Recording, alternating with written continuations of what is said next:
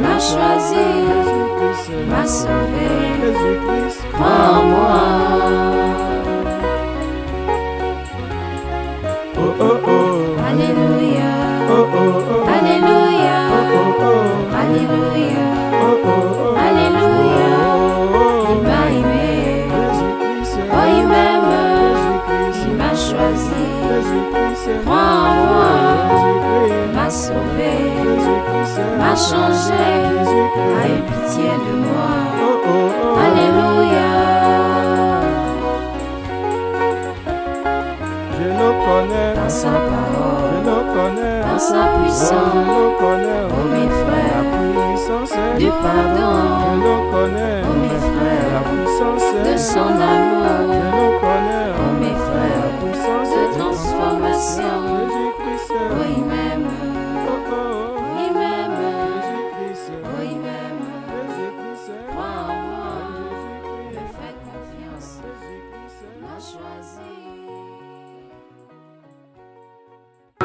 Et vous saluez au nom du Seigneur. Nous mettons debout le respect des paroles. Alors que nous prenons nos Bibles dans le livre de 1 Corinthiens au chapitre 12, et nous commençons au verset 12.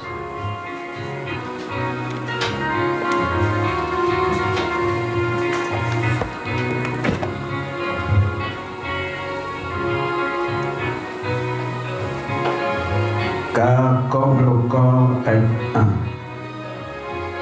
et a plusieurs membres, et comme tous les membres du corps, malgré leur nombre, ne forment qu'un seul corps, ainsi en est-il de Christ. Nous avons tous, en effet, été baptisés dans un seul esprit pour former un seul corps, soit juif, soit grec, soit esclave, soit libre, et nous avons tous été abreuvés d'un seul esprit. Ainsi, le corps n'est pas un seul membre, mais il est formé de plusieurs membres. Si le pied disait, parce que je ne suis pas une main, je ne suis pas du corps, ne serait-il pas du corps pour cela? Et si l'oreille disait, parce que je ne suis pas un œil, je ne suis pas du corps, ne serait-elle pas du corps pour cela? Si tout le corps était œil, où serait-lui? Et s'il était tout huile, où serait l'odorat? Maintenant Dieu a placé chacun des membres dans le corps comme il a voulu. Si tous étaient un seul membre, où serait le corps? Maintenant donc il y a plusieurs membres et un seul corps. L'œil ne peut pas dire à la main, je n'ai pas besoin de toi.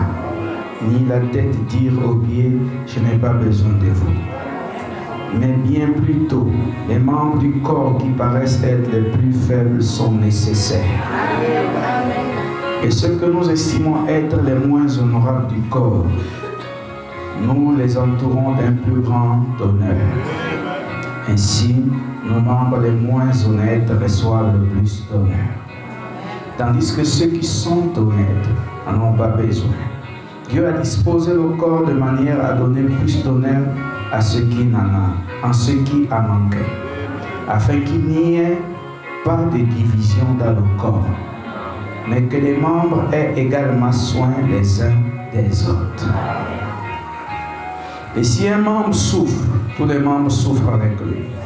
Si un membre est honoré, tous les membres se réjouissent avec lui. Vous êtes le corps de Christ et vous êtes ses membres, chacun pour sa part.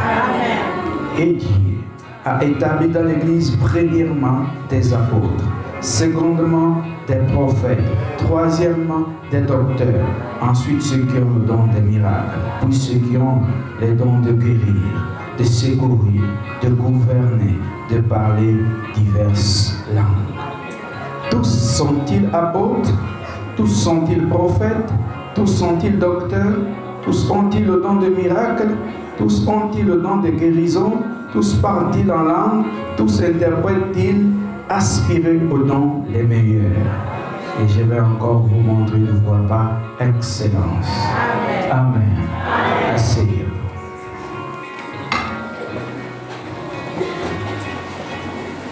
Et nous commençons un nouveau enseignement ce soir. Je l'ai intitulé Le mystère du corps de Christ dans l'assemblée locale.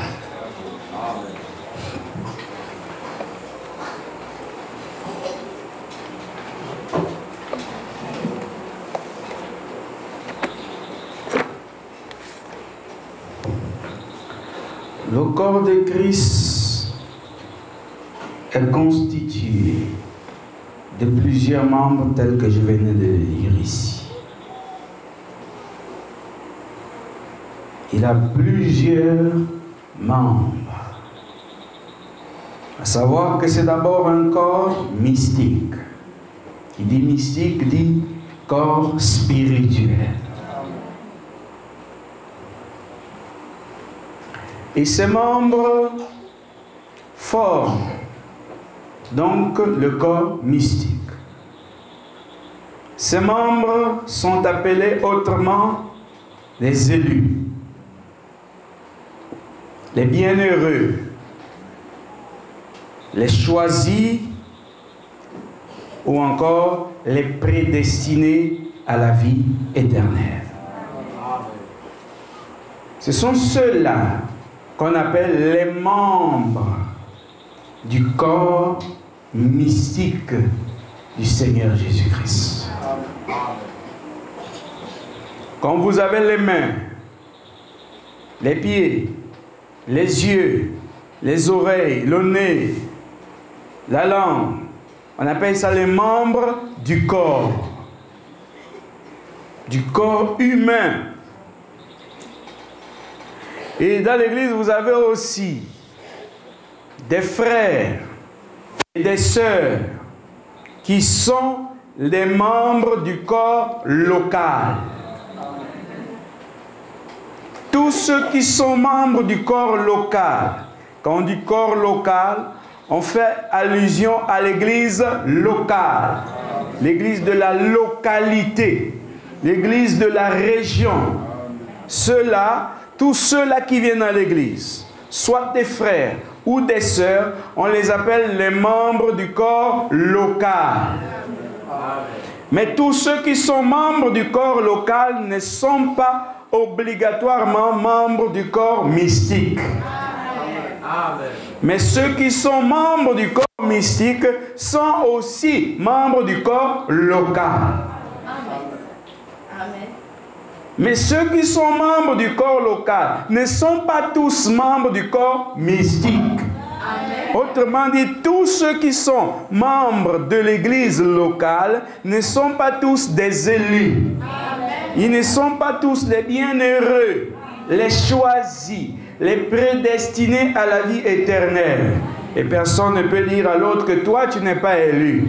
Que chacun prouve ce qu'il est par la compréhension de la parole. En cela, nous allons dans Éphésiens au chapitre 1, juste après le livre des Galates.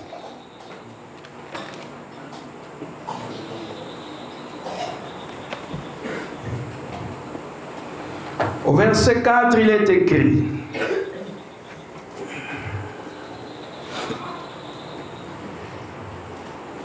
en lui, Dieu nous a élus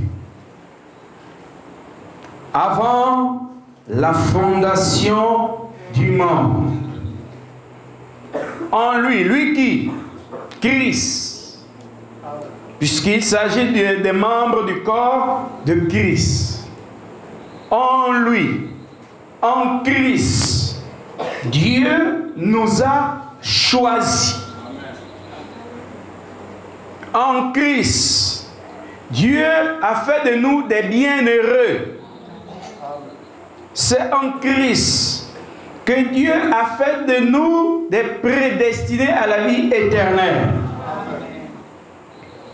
Et ça, ce n'est pas le jour où on est né.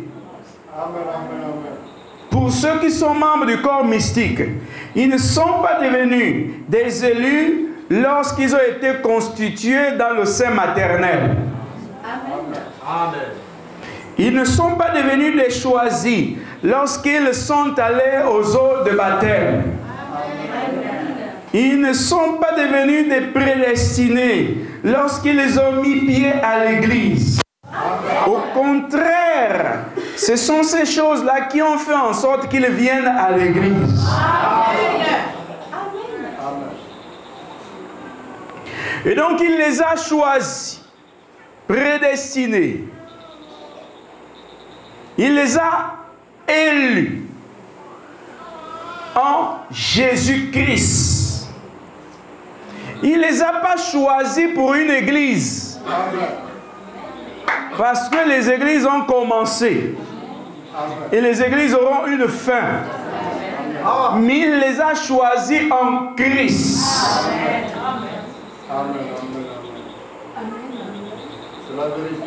Est-ce que vous saisissez? En lui, Dieu nous a élus avant la fondation du monde pour que nous soyons saints. Ils ont été élus avant la fondation du monde pour être saints. La sainteté, ils ne vont pas l'acquérir dans le monde parce que le monde ne donne pas la sainteté. Leur sainteté est en Christ. Donc ils ont même été choisis pour qu'advienne que pourra, ils soient saints. C'est ce que disent les récits, n'est-ce pas? Saint et irrépréhensible devant lui. Lui qui? Christ. Parce que c'est en lui qu'ils sont choisis. C'est en lui qu'ils sont prédestinés. C'est en lui qu'ils sont les bienheureux. Leur joie ne dépend pas d'une circonstance. Leur présence à l'église ne dépend pas d'une circonstance. Leur élection ne dépend pas d'une circonstance. Tout dépend de Christ. Si Christ est mort, ils n'ont plus de raison de croire. Alléluia. Si Christ est mort, ils n'ont plus besoin d'avancer.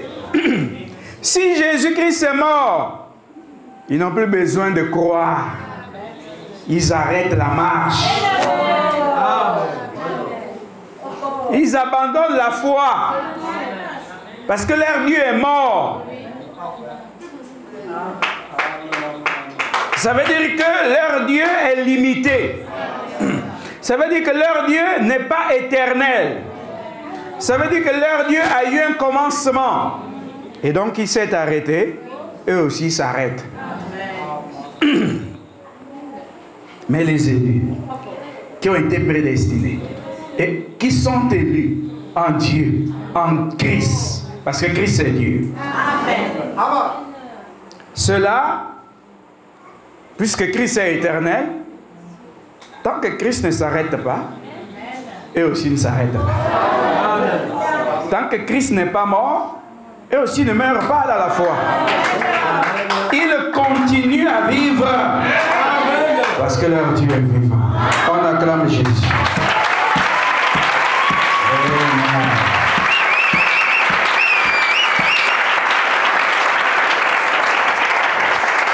Leur bonheur ne dépend pas d'une église. Leur bonheur dépend de Dieu qui les a élus en Christ. Donc même si l'église est vide, tant que Christ est vivant, et il ne se tracasse jamais.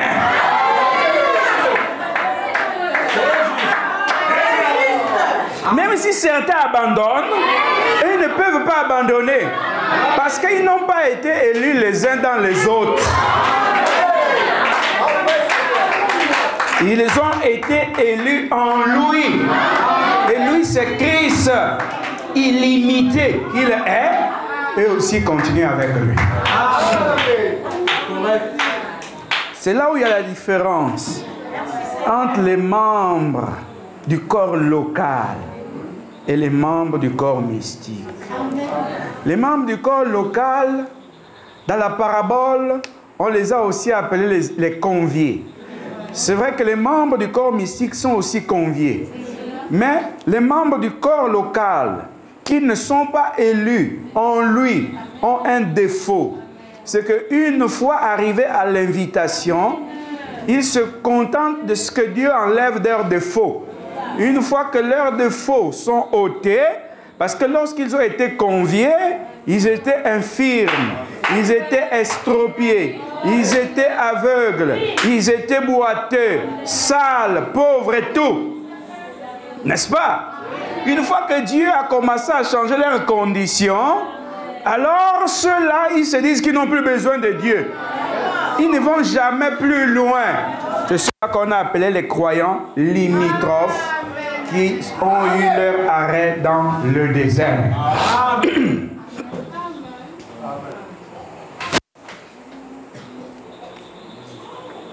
Nous avons donc 3 phases.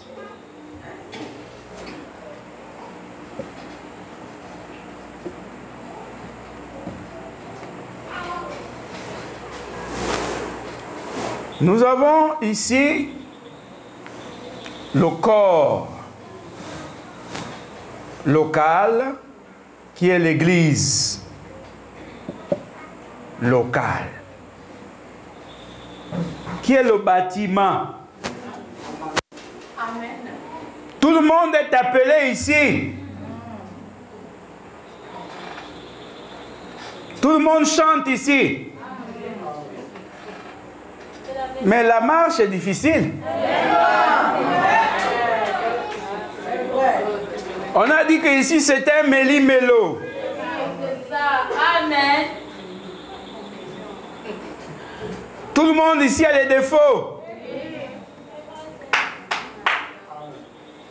Il n'y a aucun saint ici.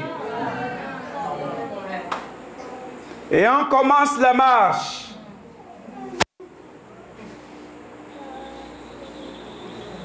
Les incrédules s'arrêtent ici. C'est-à-dire qu'ils sont présents à l'église, mais ils ne croient pas. La Bible les a appelés les incrédules. Oui, monsieur. Ici, on a les soi-disant croyants. Ceux-là, ils ne bougent pas. Oh. Ils ne bougent pas facilement. Mais ils attendent un scandale. C'est ça. Est-ce que vous comprenez? Ceux-là, ils attendent des déclarations fortes.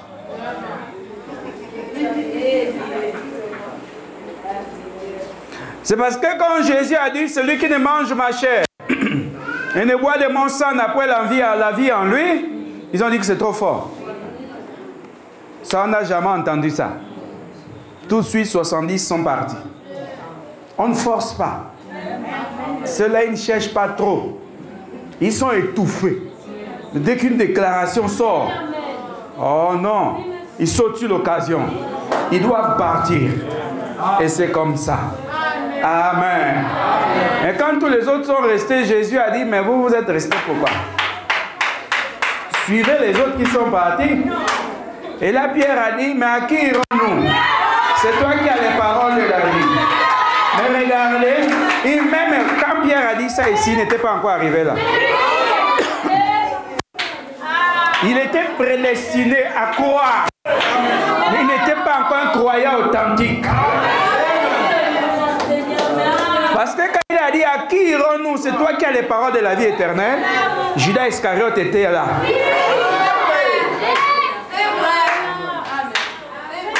Voyez-vous? Judas était là. Mais Judas n'est jamais arrivé ici. Et même Pierre, avant qu'il n'arrive ici, il a trébuché. L'élection, ce n'est pas comme vous pensez. Vous n'êtes pas élu dans la marche. Vous êtes élu pour marcher et arriver au sommet. Les membres du corps mystique, qui sont-ils? Ils sont la sémence. Ils sont l'expression du Dieu vivant en miniature. Ils sont Dieu, mais en plusieurs exemplaires. Amen. Ils sont la parole cachée dans des corps.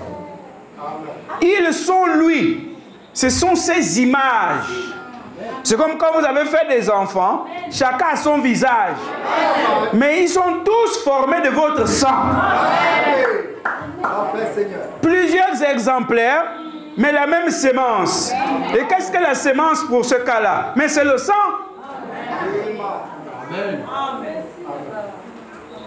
Et qu'est-ce que la sémence de l'autre côté? Mais c'est la parole. Les élus sont faits de la parole. Ce sont ceux-là, les élus. Ils n'ont pas une marque sur le front, sur la poitrine, sur un membre du corps. Non, leur marque est dans l'âme. On ne peut pas en passant et dire, tu as vu celui-là, c'est un élu. Il faut avoir les yeux du cœur pour savoir que c'est un élu. Ce n'est pas écrit sur le front. Ce n'est pas parce qu'il est bon. Ce n'est pas parce qu'elle est bonne. Ce n'est pas parce qu'il est mauvais. Ce n'est pas parce qu'elle est mauvaise qu'on dira que c'est un élu ou que c'est un non-élu. Non, c'est la sémence qui va déterminer cela. Et ils ont un signe particulier, l'humilité devant la parole de leur Père.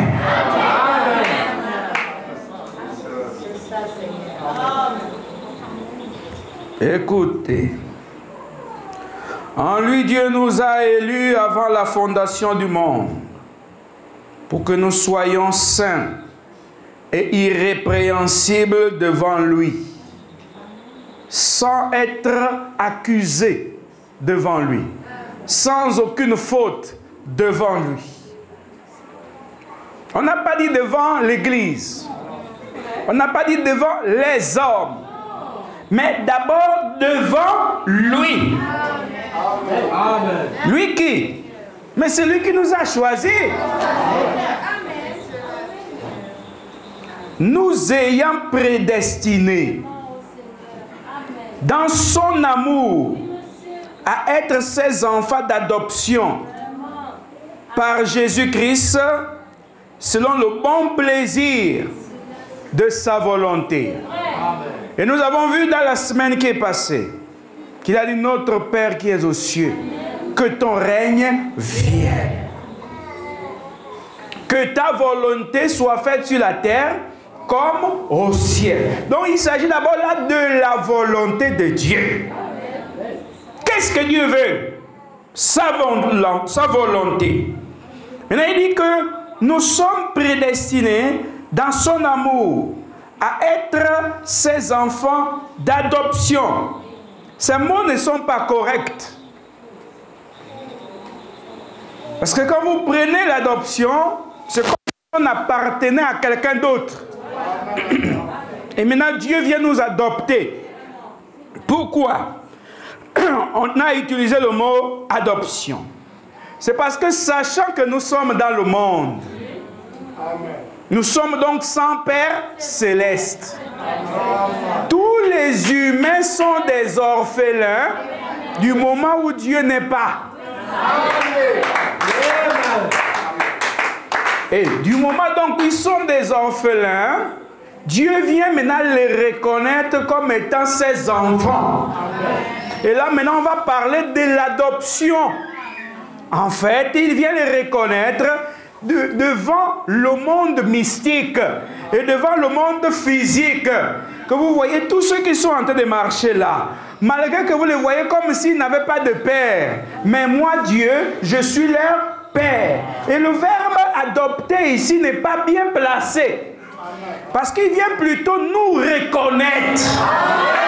Il ne peut pas adopter ses propres enfants.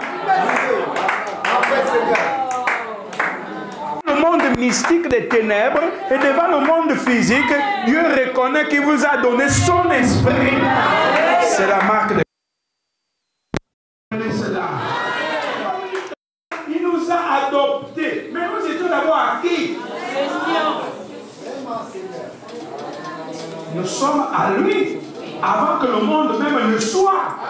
Ce ne sont pas les corps là qu'il vient adopter. Non, ce sont nos âmes qu'il vient reconnaître. Parce que ces âmes-là sont lui en miniature. Oh. encore, si vous voulez, sous forme de semence. Amen. Vous voyez? Amen. Nous avions été déroutés par Lucifer. Nous sommes rentrés dans le monde parce que c'est notre arrière-grand Adam qui a eu le déroutement. Et alors, nous nous sommes retrouvés orphelins dans le monde. Vous écoutez bien ce que Jésus a dit. Je ne vous laisserai pas orphelins. Oh. Mais ceux à qui il dit que je ne vous laisserai pas orphelins avaient leur père et leur mère. Oui, merci. Mais pourquoi il dit je ne vous laisserai pas orphelins? C'est parce que quoi que vous ayez un père ou une mère, tant que le Père Céleste n'est pas présent, vous êtes toujours des orphelins. Puisqu'en réalité, c'est lui le véritable Père. Amen. Et il dit, maintenant, comme je suis venu vous reconnaître, et je m'en vais, alors vous risquerez de rester orphelins à nouveau. Mais sachez que je ne vous laisserai pas orphelins. C'est pour cela qu'il a envoyé son esprit, pour que l'esprit là continue à guider ses enfants, afin qu'ils ne soient pas des orphelins. Parce que quand on est triste là, c'est l'orphelinat qui fait comme ça. Et les églises sont devenues des orphelinats. Vous comprenez? Parce que si Dieu n'est pas, c'est l'orphelinat. Et on passe son temps à pleurer, à regretter beaucoup de choses. Mais quand on sait que Dieu est notre Père, peu importe ce qui arrive, on dit que Dieu soit Dieu.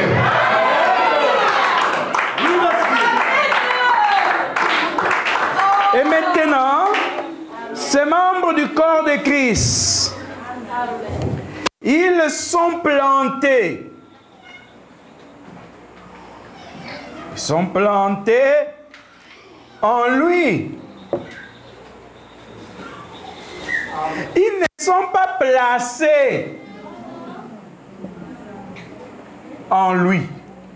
Non. Amen. Il y a une différence entre planter et placer.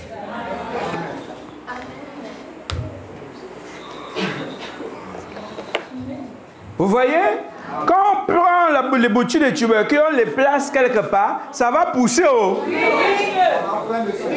Mais il n'y a pas de bonne semence en bas. Vous voyez, non? Mais ça a été placé.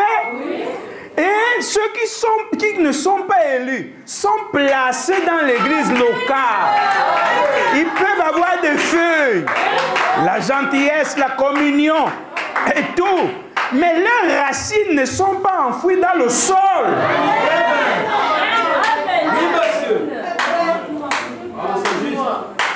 Vous voyez? Mais ceux qui sont plantés, Jésus a dit, ils produisent des fruits.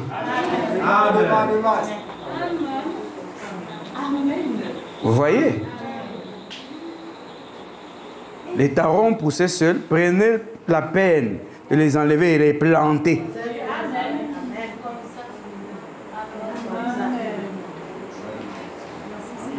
Vous voyez? Il y aura de belles feuilles, mais ça ne durera pas. Vos rejets de bananes, vous les avez déposés là, ça pousse. Ça n'ira pas loin. Il faut qu'on les plante. Il faut qu'il y ait un contact avec la plante et le sol. Il faut que les racines aillent puiser les sels minéraux.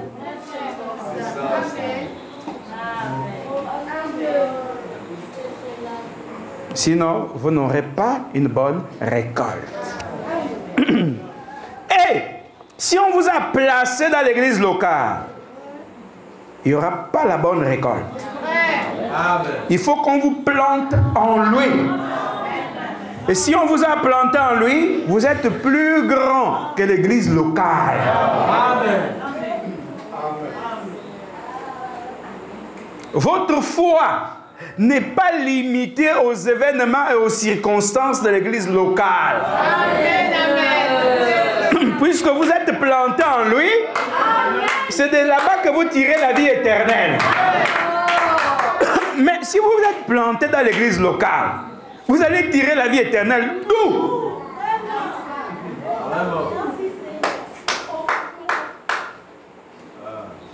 Parce que tout tabernacle, il y a les esprits.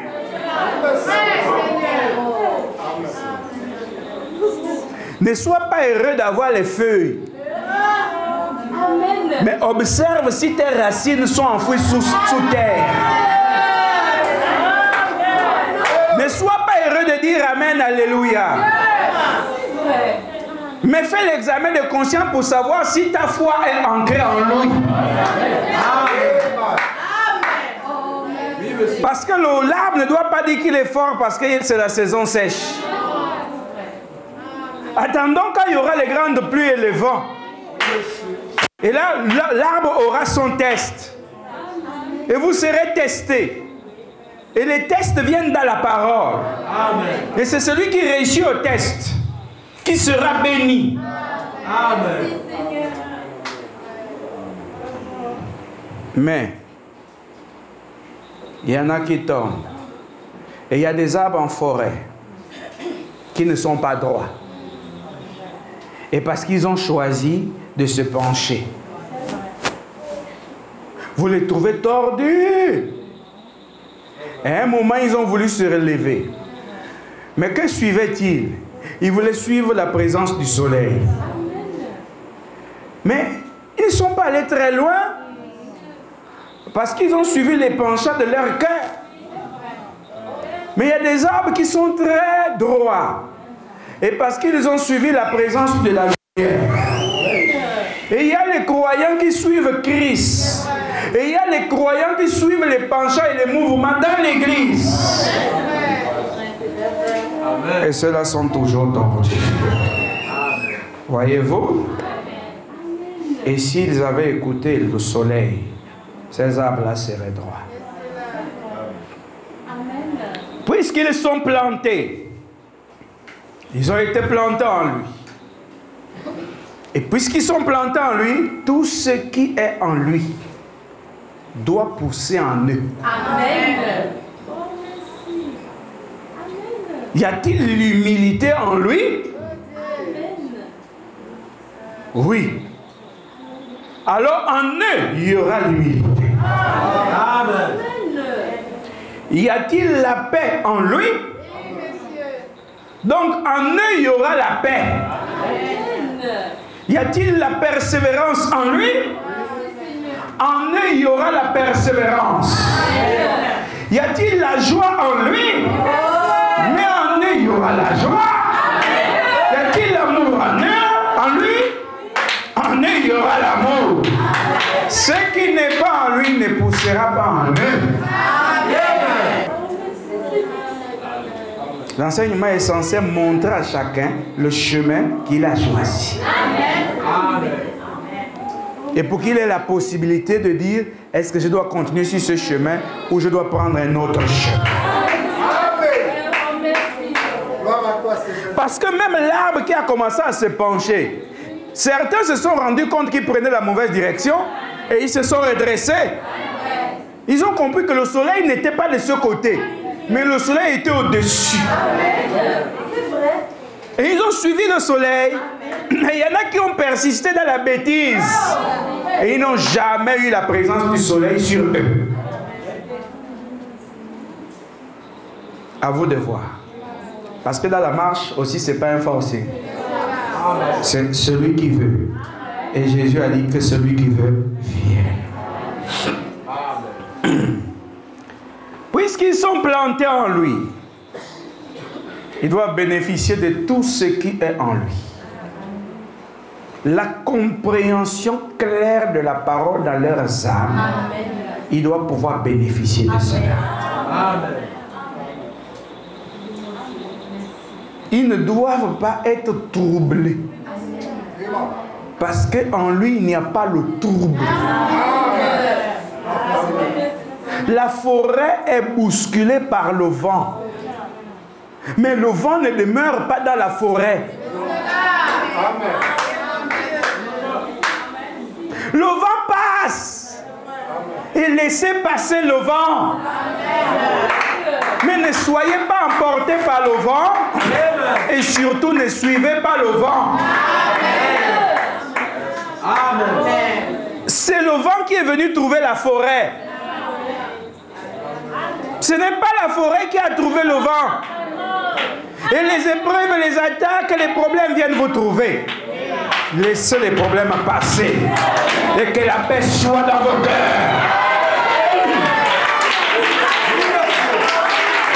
Pendant que la guerre continue, mais que la paix soit. Parce que de toutes les manières, nous sommes toujours en guerre. Mais que la paix soit dans les cœurs des élus.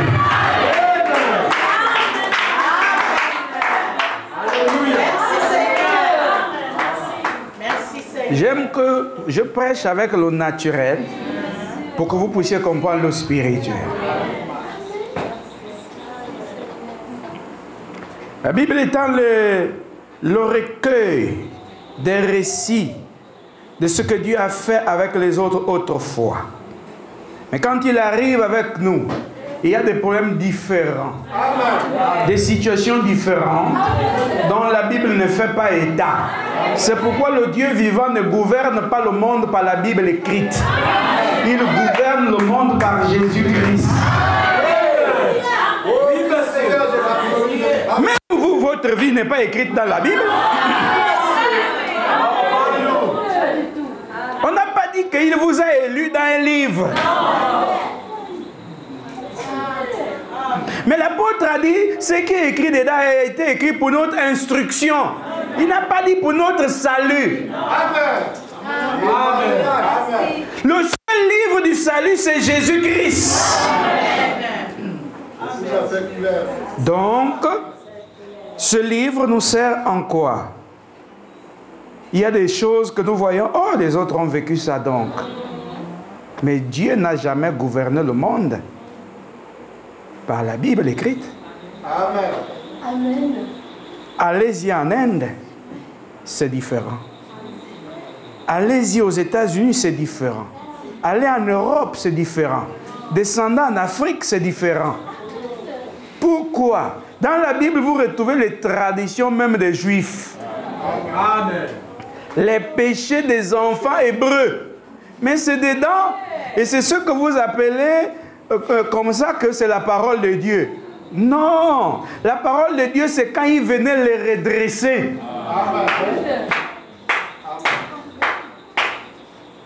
Voyez-vous? Parce que avant même que le livre ne soit écrit, Dieu dirigeait l'humanité. Mais Adam était dirigé par quoi? La parole? Par un livre. Abel, Enoch, Noé, Abraham. Mais mes frères, il n'y avait pas de livre. Et l'Afrique, le problème de l'Afrique. Et d'ailleurs, même les païens le disent. Que vous suivez le Dieu des Blancs. Mais le Dieu des Blancs, il n'y a pas le Dieu des Blancs. Dieu est le Dieu de l'univers. Ce qu'ils appellent Dieu des Blancs, c'est la Bible. Amen. Parce que ce sont les us et coutumes des Hébreux. Ce n'est même pas tous les Blancs.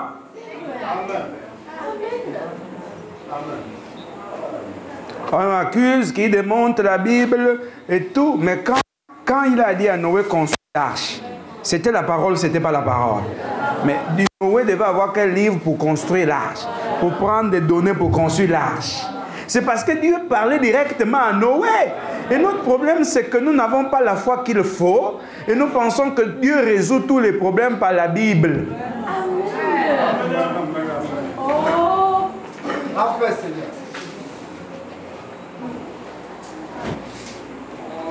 Mais quand il a dit à Daniel que plusieurs liront ce livre et la connaissance augmentera, c'est quel livre?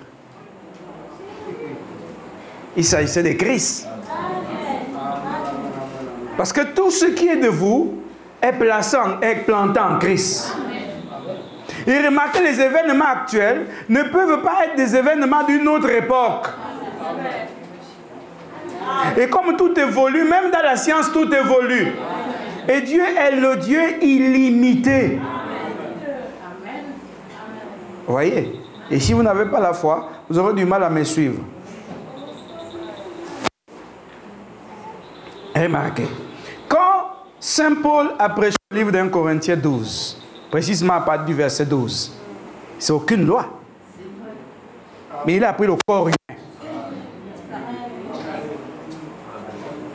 Il a pris le corps humain et il a commencé à prêcher le corps mystique. Parce que même sur le corps humain se trouve la parole. Et il était dans le naturel pour démontrer le surnaturel. Il dit, mais si tout ton corps était ton œil, mais où serait l'oreille? Et il dit, si donc tout ton corps était, oui, donc l'oreille, mais où serait le nez? Et alors il dit, mais l'œil peut dire que je n'ai pas besoin de l'oreille.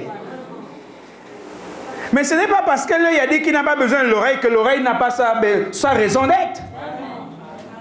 Puisque l'œil voit, mais l'œil n'entend pas. Et Dieu a disposé son église aussi comme étant le corps. Et il a dit qu'il y a des gens d'une certaine époque qui étaient que les pieds. Amen. Et c'est pourtant c'était l'église. Il y en a dans une autre époque, ils étaient que les mollets. Mais pourtant c'était l'église. Mais elle n'était pas au complet. Et si les autres à une époque étaient les cuisses, les autres étaient peut-être la ceinture, le tronc. Et puis il dit que les autres étaient la main. Et puis il dit que les autres étaient le cou. Il dit que les autres étaient la bouche. Vous voyez? Et puis il dit que les autres étaient l'œil. Mais quel est l'organe le plus important dans le corps humain? C'est le cerveau. Amen. Mais qui est le cerveau de l'église? C'est Jésus-Christ. Le cerveau de l'église n'est même pas un pasteur.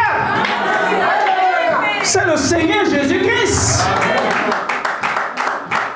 C'est pourquoi on l'a appelé la tête du corps de l'église.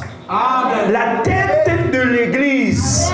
La tête, c'est celui qui pense. C'est celui qui a dit à Noé, fais l'arche. Noé était peut-être la main a exécuté. Mais au jour d'Abraham, il n'a pas dit à Abraham, fais l'arche. Il a dit, va-t'en de ton pays. Et si Abraham mettait le pied, il a marché.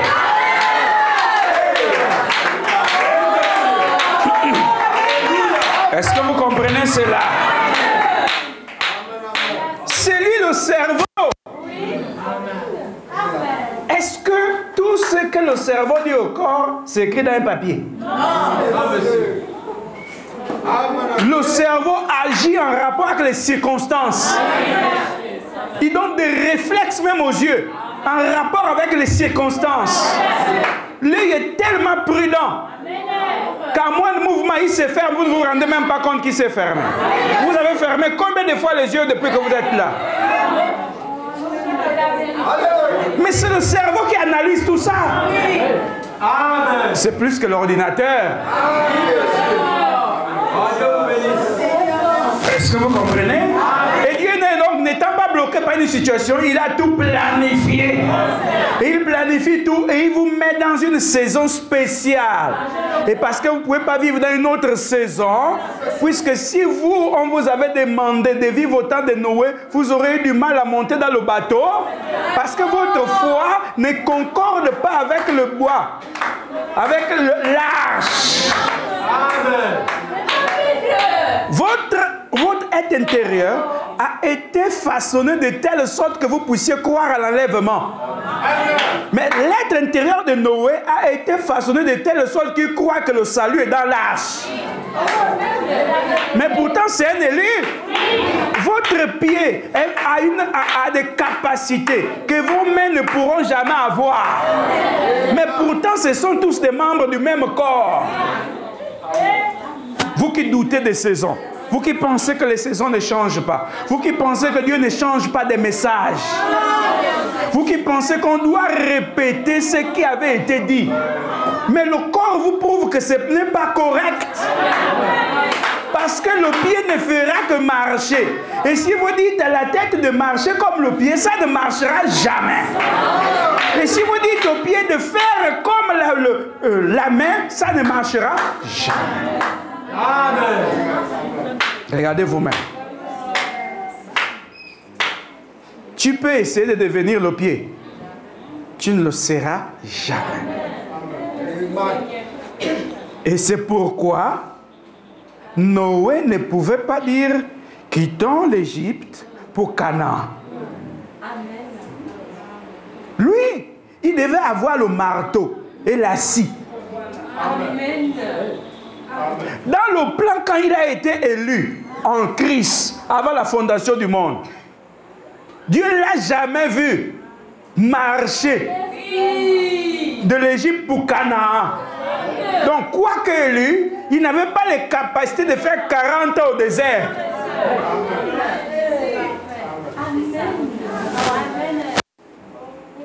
Ah. Et donc, si vous voulez vivre le message du passé, vous pensez que vous allez vous en sortir. Mais sauf que les réalités de 1950 ne sont pas les réalités actuelles. Vous voyez, non? Vous pouvez toujours chanter, il y a Noé fait l'arche et tout. L'arche aujourd'hui ne marche plus. Mais et pourtant, quand vous lisez au sujet de l'arche, c'est la parole. Mais c'est une parole qui n'est plus dans la saison qu'il faut. Et on appelle ça la parole hors saison. Et on peut dire nourriture avariée. Pourquoi avariée? Mais en rapport avec nous. Amen. Mais ce que tu appelles nourriture avariée aujourd'hui, là, ça a nourri quelqu'un hier. Oui, monsieur. Mais est-ce que ça doit nous nourrir? Nous, si on consomme, on tombe malade. On peut toujours aller, l'océan est là. Comment? On a quand même la mer là. Essayons de bâtir l'arche. On va faire un gros bateau. Je ne sais pas comment on va appeler ça. 3 étages. Très bien. Mais, on dit que non, c'est dans le livre de la Genèse. On a dit, et Noé a trouvé grâce aux yeux de Dieu. Et Dieu a dit, bâtis l'arche. N'est-ce pas? Mais c'est une honte. Parce que les bateaux d'aujourd'hui sont meilleurs que l'arche de Noé. Mais si ce que je dis est faux, écoutez ce que Jésus a dit. La lettre tue. Mais la lettre dont il fait allusion là, c'est quoi? Mais c'est toute la parole. Il dit, mais l'esprit vivifie. Donc, tant que l'esprit n'est pas, il n'y aura jamais les données nouvelles. Et tout ce que nous allons utiliser, ce n'est que la lettre. Même Adam, où es-tu? C'est la lettre. Pourquoi Jésus va dire, vos pères ont mangé la manne dans le désert, ils sont morts. Est-ce que quand ils mangeaient la manne, ils mouraient?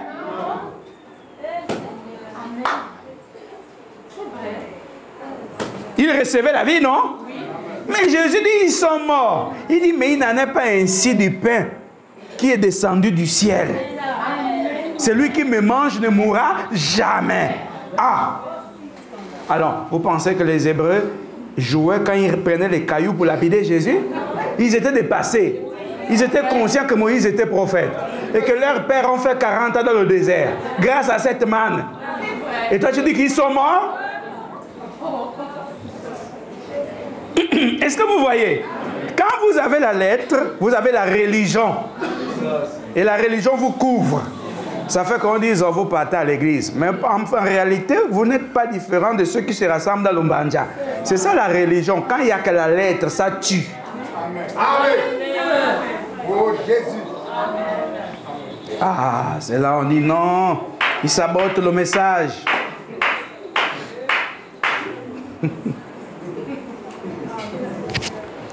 Paul est arrivé. C'est le plus grand attaquant du message de Moïse. Amen.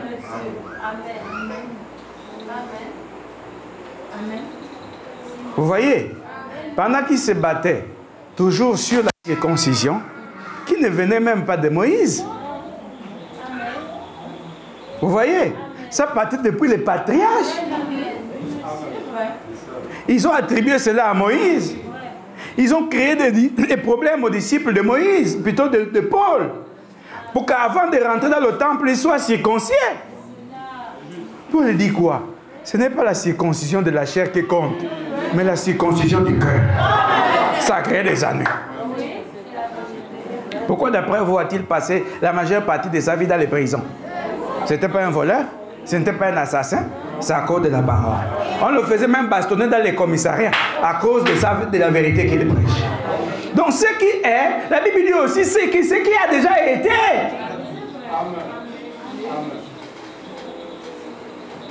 Vous trouvez un jeune prédicateur de 30 ans qui est en train de renverser les lois de Moïse. Vous voyez, non? On amène quelqu'un qui a commis adultère. On dit, toi, maître, qu'est-ce que tu dis? Il ne dit rien. Il écrit au sol. Quand il se relève, il leur dit ceci.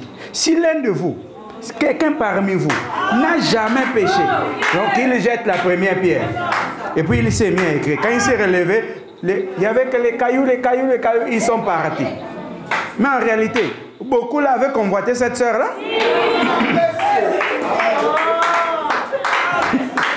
Vous voyez, non? Alors, il dit, ceux qui te condamnaient, ils sont où? Oh, ils sont partis. Moi aussi, je ne te condamne pas. Vous pensez qu'il ignorait que Moïse avait dit que quand on attrape, on doit lapider? Mais quand Moïse a dit que non, quand on attrape, on doit lapider. Mais où était l'homme? L'homme avec qui cette femme avait commis adultère. Il fallait aussi qu'on l'amène. Vous voyez, il y a des gens qui arrangent la parole. Oh, quand c'est un tel, on arrange pour que ça soit bon pour un tel. Quand on n'aime pas un tel, alors ce ne sera pas bon. C'est pas ça la parole.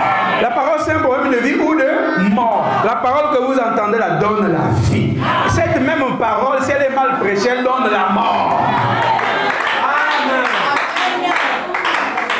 Oui, monsieur. Oh, merci, Seigneur. C'est ceux qui sont plantés en lui, les membres du corps de Christ, qui aspirent à la vérité présente. Et donc, bien entendu, si on a dit vérité présente, elle ne peut pas être du passé. Amen. C'est Pierre qui a parlé de la vérité présente. Dites-moi, et le jour de la Pentecôte, ils ont commencé à réciter, Jésus a dit. Non. Ils avaient de nouveaux événements. Ils n'avaient aucun livre. Je vous dis que ceci a été écrit. C'est Martin Luther. Remerciez Martin Luther. C'est lui qui a protesté contre l'Église catholique. Sinon, les croyants n'avaient même pas les Bibles. Amen. Remerciez d'abord Martin Luther. Vous voyez, non? Et même les branhamistes qui aiment bouder. C'est Branham qui a dit, si même l'ange vient me dire une vérité qui ne se trouve pas dans la Bible, je n'y croirai pas. N'est-ce pas? Mais quand il a prêché la sémence du serpent, et il dit que non, Ève a fait les jumeaux. C'était dans quelle Bible? Et c'est pas l'ange qui est venu lui dire ça. Pourquoi il a cru?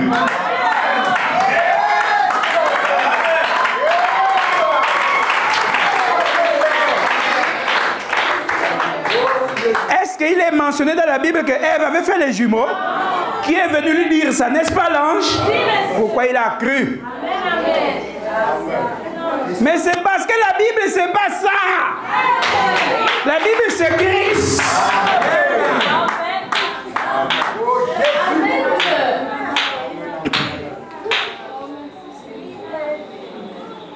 Vous pouvez toujours bouder. Parce que vous n'aimez pas peut-être pas Florent Madouma. Mais la vérité reste la vérité. Oui, monsieur. Il boudait parce qu'il n'aimait pas Jésus. Mais la vérité est un fait. Oh.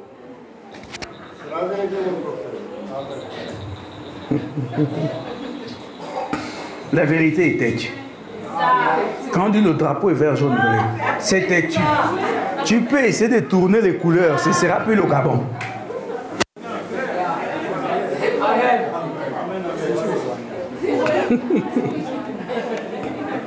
Parce que pour que ça soit le Gabon, tout dépend du positionnement des couleurs.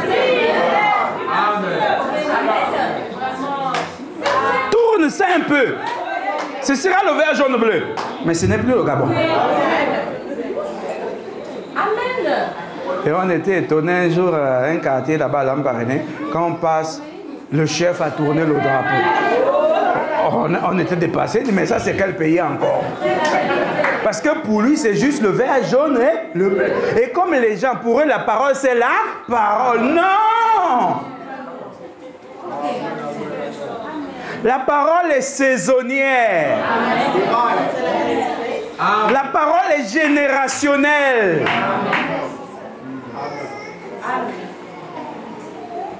Tourner les murailles de Jéricho, c'est la parole. Mais pour cette saison-là,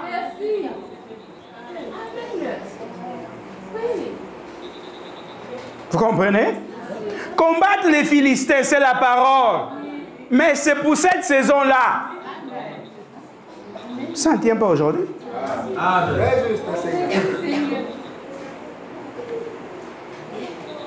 Vous voyez? Attendre que les cailles tombent. Attendre que le rocher produise de l'eau. C'est la parole. Mais est-ce que c'est encore d'actualité aujourd'hui? Non, monsieur. Et quand on appelle ça le récit, les gens sont prêts à arracher les barbes. Mais parce qu'ils n'ont rien à prêcher. Quand vous n'avez rien à prêcher, ce n'est pas aussi un problème. Mais laissez ceux qui ont des choses à prêcher, qu'ils prêchent. Les membres du corps de Christ sont mystiques comme Dieu l'est. Ils ne sont pas charnels. Ils ne sont pas venus là à l'église. Ils ne sont pas conviés pour le charnel. Ils sont conviés pour le mystique. Ils sont conviés pour la vie. Pour la révélation. Ils aiment Dieu à mourir. Ils ne peuvent pas reculer. Oh, pour eux, Dieu est Dieu. Nous repartons dans le livre des Éphésiens.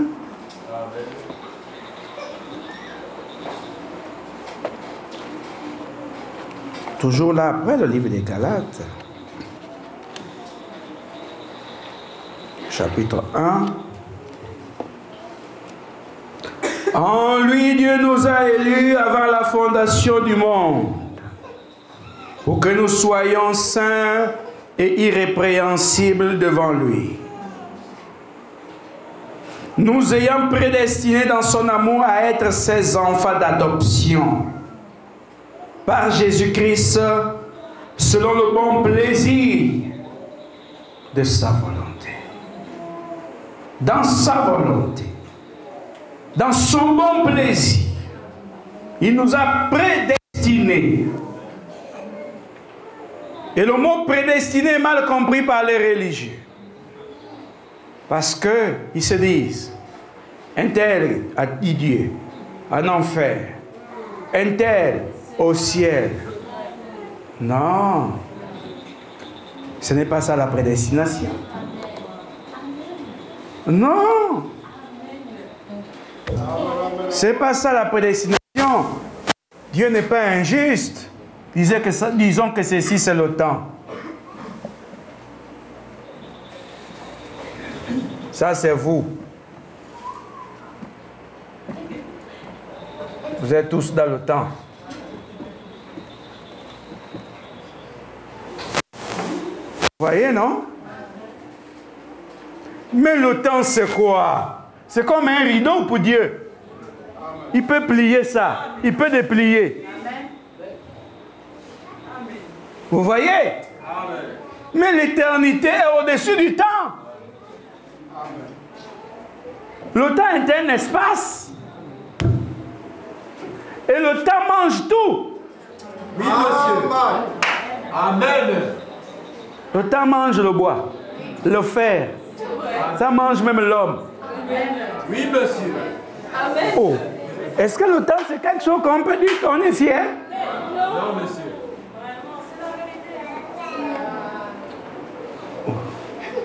Tout sur sur toi vieillit par rapport au temps? Amen. Vous pensez que le temps c'est quelque chose avec lequel on joue? Le temps est une dimension. Amen.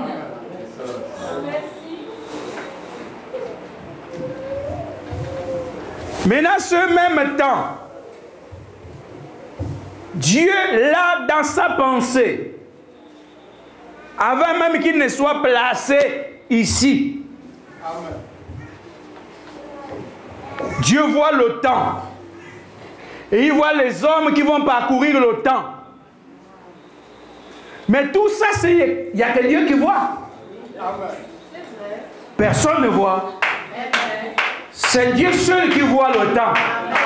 Avant que le temps ne soit. Amen. C'est Dieu seul qui voit les hommes et les femmes avant qu'ils ne soient. C'est ce qu'on appelle être omniscient. Connaître les choses avant qu'elles n'arrivent. C'est ça l'omniscience. C'est pourquoi on dit que Dieu est omniscient. Parce qu'il connaît les choses avant même qu'elles n'arrivent. Amen. Vous voyez?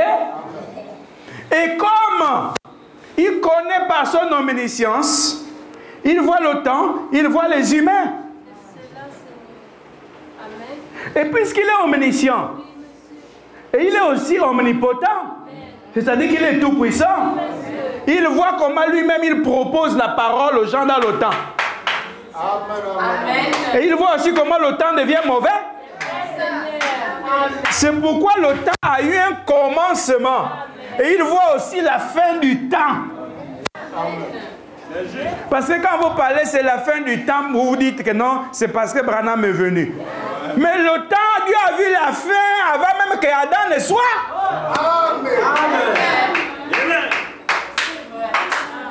Oh. Remarquez, il voit ces hommes-là. Il voit aussi comment il dispense la parole. Tout ça, c'est dans sa pensée. Il voit ceux-là qui prennent d'autres directions dans le temps. D'autres prennent d'autres directions dans le temps. Vous comprenez? Ces hommes-là, il y en a qui virent ici, il y en a qui virent là-bas. Il les voit. Il dit, les pauvres humains ne savent pas ce qu'ils font. C'est pourquoi il dit à Moïse, je mets la vie devant toi, la mort devant toi, le bien devant toi, le mal devant toi, mais choisis la vie. Donc, en fait, l'homme ne sait pas ce qu'il doit choisir, parce qu'il est influencé par les événements du temps. Et donc, Dieu propose à l'homme sa propre volonté. Il dit à l'homme que j'ai choisi telle chose pour toi. Maintenant, je te propose, choisis ça. Et c'est l'homme lui-même qui dit, je refuse de choisir ce que tu me proposes. Sans cela, on dit que la volonté de Dieu est difficile à accomplir.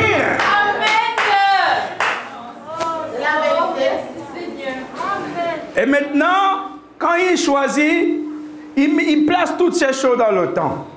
Il propose les gens des choses dans le... Tout ça, c'est dans sa pensée. Il voit comment il a envoyé les prophètes dans le temps. Tout ça n'existe pas. C'est seulement en lui. Il voit comment il a envoyé les pasteurs dans le temps pour amener les hommes à lui. Toujours dans le temps. Et il voit ceux qui refusent. Il voit ceux qui acceptent. Il voit le règne de Lucifer dans le temps. Il voit ceux qui suivent Lucifer. Il envoie les gens pour que les gens ne puissent pas suivre Lucifer. Tout ça, Dieu voit. Rien n'existe encore. Même Lucifer n'existe pas.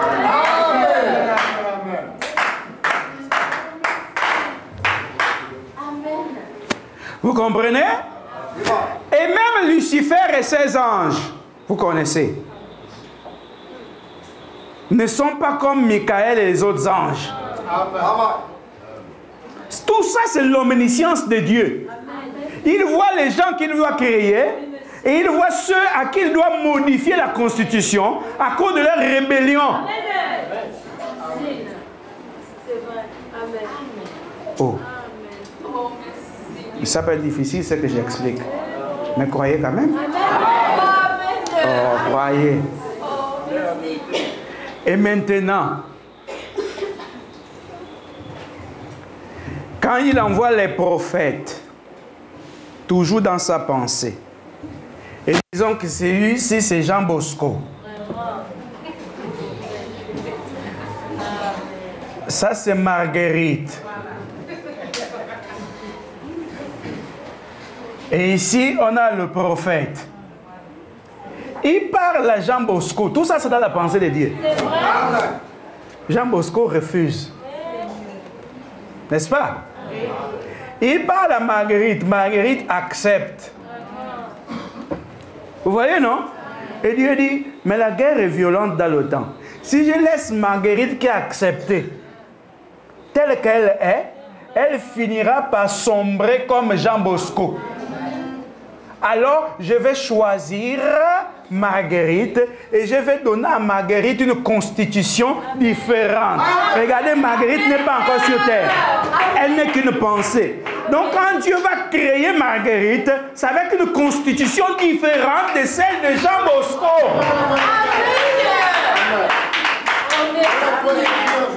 C'est ce que vous appelez prédestination. Maintenant, quand il va naître ici au commencement, il ne sait pas qu'il est élu, parce que quand on le place dans le corps étant la matière est déjà souillée. Amen. Et Marguerite peut prendre même une direction ici. Et marcher dans le mal. Mais il y aura un jour où elle croisera son prophète. Vous comprenez?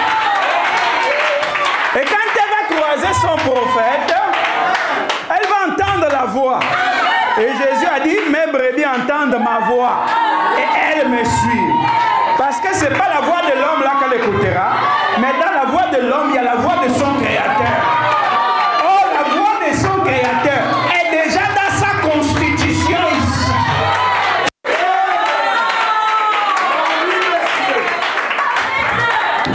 C'est pourquoi, que Marguerite le veuille ou pas, qu'elle prenne les chemins bizarres ou pas, elle rencontrera l'homme de sa saison. Elle croira l'homme de sa saison. Vous pouvez décourager Marguerite. Vous pouvez tout dire. Vous pouvez tout traiter. Son prophète de Dieu que vous voulez. Pour elle, elle sait où elle revient. Elle connaît par quel ministère elle a été retrouvée sur le droit chemin. En montant le sang, elle restera fidèle à la parole. Et donc elle est membre du corps mystique.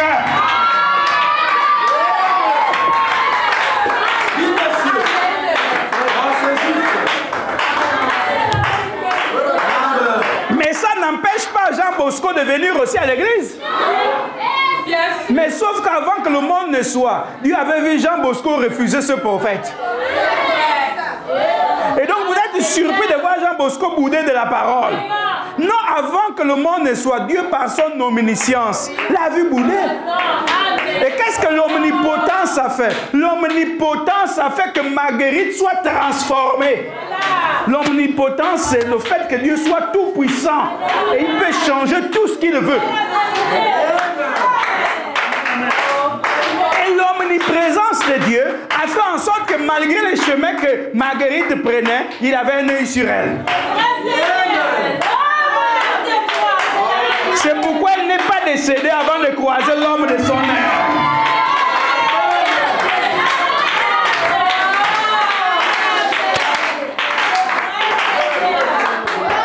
Vous pensez que vos positions que vous révélez là sont d'aujourd'hui? Dieu les connaît avant que le monde le soit. Et nous les humains, comme on est limités, on s'étonne. Mais pourquoi X fait comme ça? Pourquoi Y fait comme ça? Pourquoi un tel se comporte? Pourquoi? Ça c'est nous. Pour Dieu, il n'y a rien de nous. Voilà pourquoi pour Dieu tout va bien. Il est le seul qui ne panique pas devant les circonstances. Parce que pour lui tout va bien. Parce qu'il est tout puissant. Il est omnipotent. Et donc il a ordonné les choses dans le temps pour les ramener toujours à la parole. Mais c'est de ça dont il est question. J'espère, nous sommes dans l'introduction de ce message. J'espère que vous allez avoir une grande foi pour croire les choses qui doivent être prêchées dedans. Car on vient à l'église pour écouter la parole. Si tes objectifs ne sont pas de la parole, tu es mal barré à la CAV. Vous voyez? Peut-être que Zengue aussi avait accepté. Il peut bouder un peu là. Il a peut-être pris des mauvais sentiers. Mais il trouvera le prophète de son heure. C'est pourquoi à chaque saison, un prophète. Vous ne pouvez pas croire le message d'un prophète que vous n'avez pas vu, que vous n'avez pas écouté. Si vous dites que vous croyez le message d'un prophète que vous n'avez pas écouté, vous êtes vraiment en train de croire l'histoire. Et ça, l'histoire ne relève pas de la foi. L'histoire est un fait têtu. Tu veux, tu ne veux pas, Léomba a été président. Point. Mais ce n'est pas Léomba qui nous dirige. Amen.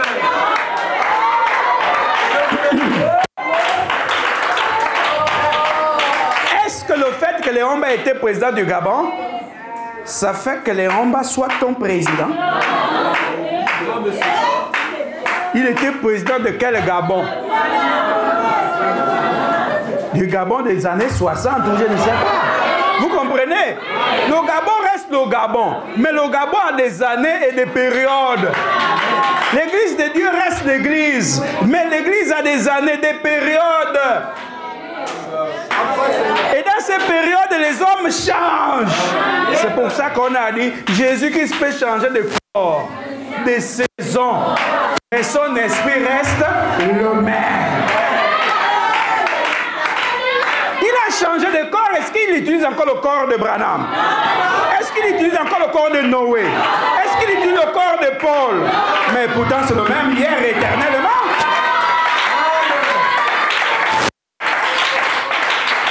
Est-ce que la saison de Paul c'est cette saison? Est-ce que ça c'est la saison de Moïse? Pourtant Jésus est le même. Ce que je prêche c'est difficile à comprendre pourquoi.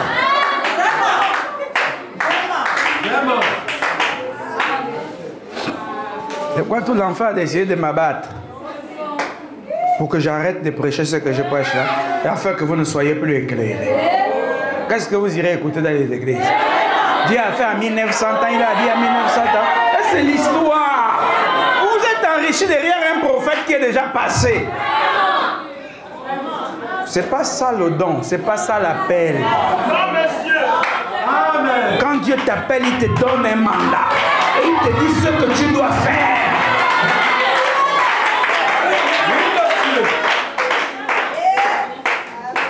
Quand il a appelé Noé, il lui a dit bâtis l'arche.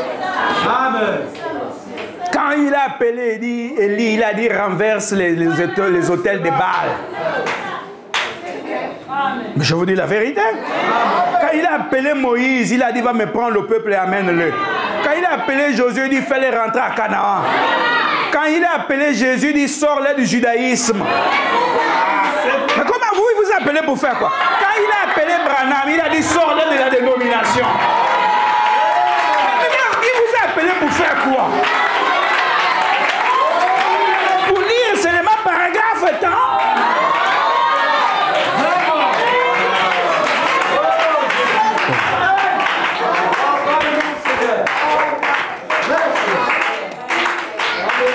Ils ont pensé que c'était ma mort. Mais le volume 2 n'a pas commencé. Je voulais prendre les vacances. Je n'ai pas.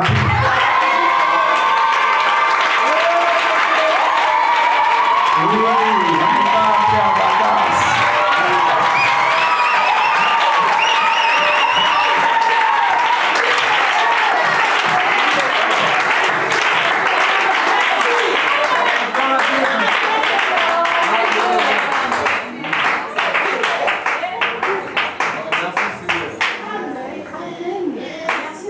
Il est dit dans la Bible, tu es le berger pour que les brebis soient dispersées. Nous ne partons pas en vacances, on reporte les vacances. Je voulais aller trouver mon fils là-bas à Mayumba. Même 2 semaines, sans rien faire. Non, on ne part pas.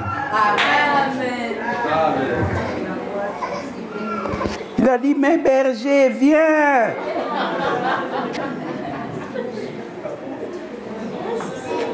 Non, on ne part pas. On va d'abord soigner l'église.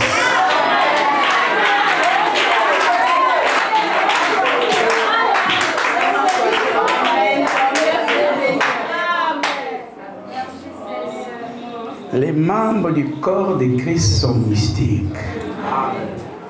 Écoutez comment ils sont allés demander. Comment? Est-ce que là-bas, il y a encore quelqu'un, même une seule personne sur les bancs?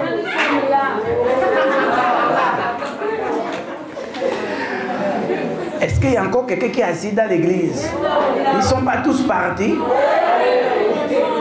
Ils partent, d'autres viennent.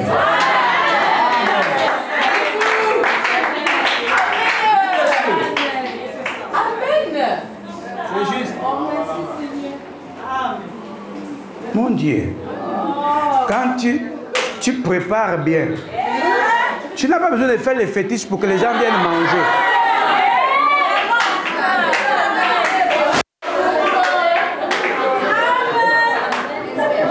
Même pendant qu'ils boudent là aussi, les épices, c'était un peu trop, mais ils sont là le lendemain.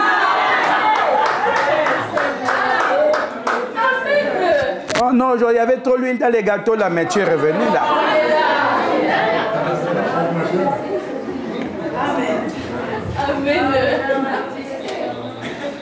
Attendez, même le pape a les fidèles.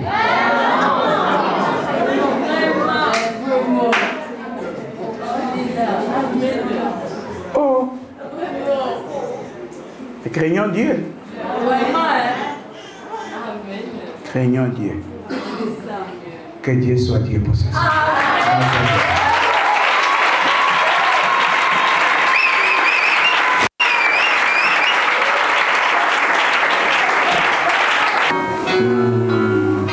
Est-ce que vous voulez aller partout?